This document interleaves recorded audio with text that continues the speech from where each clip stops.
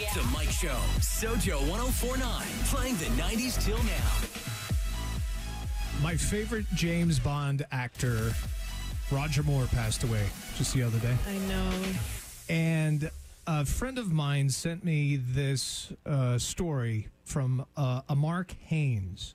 And this has been circulating around the internet. And I've got to read you this story about Mark when he was about 7 years old and he met the James Bond actor Roger Moore, who he idolized. Being 7 years old and James Bond, I mean, James Bond's awesome at 7 years old. Right. And I guarantee you're going to repeat this story to someone later today because this is just absolutely amazing to hear how the actor Roger Moore was as an actor and just as an all-around great guy. And again, this comes from someone named Marc Haynes. A friend of mine sent me this. Mark says, as a 7-year-old in about 1983, in the days before first-class lounges at airports, I was with my granddad in the airport in Nice, France. I saw Roger Moore sitting at the departure gate reading a newspaper. I told my granddad, I just saw James Bond.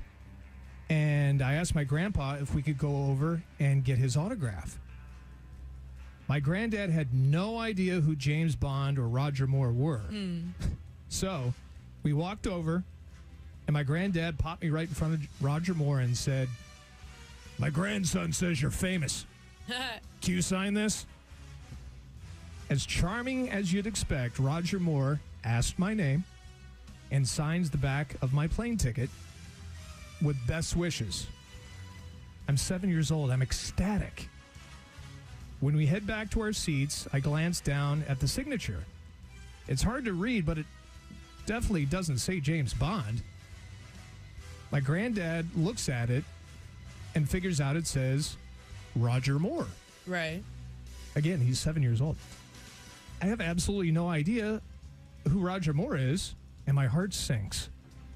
Aww. I tell my granddad he signed it wrong, and he's put someone else's name on it. So, my granddad heads back to Roger Moore, holding the ticket, which he just signed. I remember staying by our seats, and my granddad says, hey, my grandson says you signed the wrong name. He says it says James Bond. Roger Moore's face crinkled up with realization, and he called me over.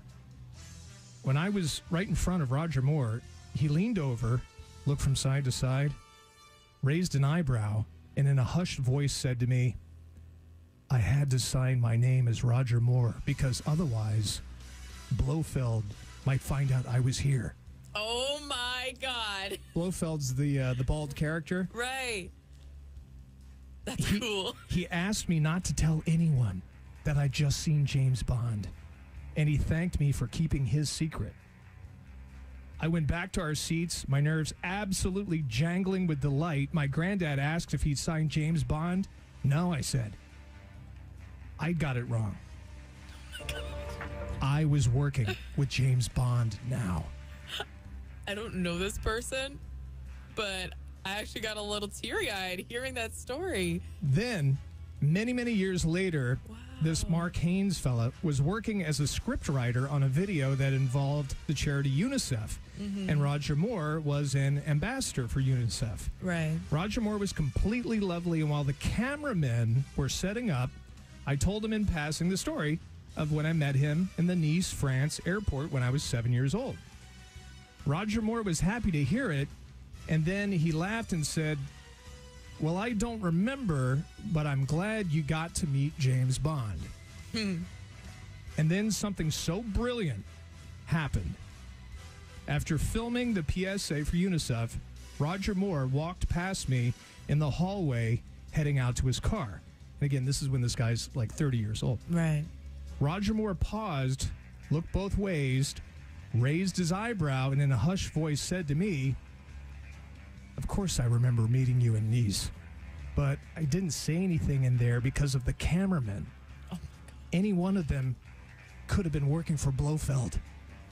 Oh my God. Can he be any more awesome?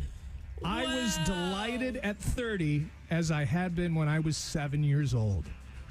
What a man. Guy. Yeah. What a tremendous man Roger Moore was. That is awesome. That is really, really awesome. That's amazing. What a nice guy. That comes from Marc Haynes. I appreciate my friend Mark for sending me that about Roger Moore. Wow.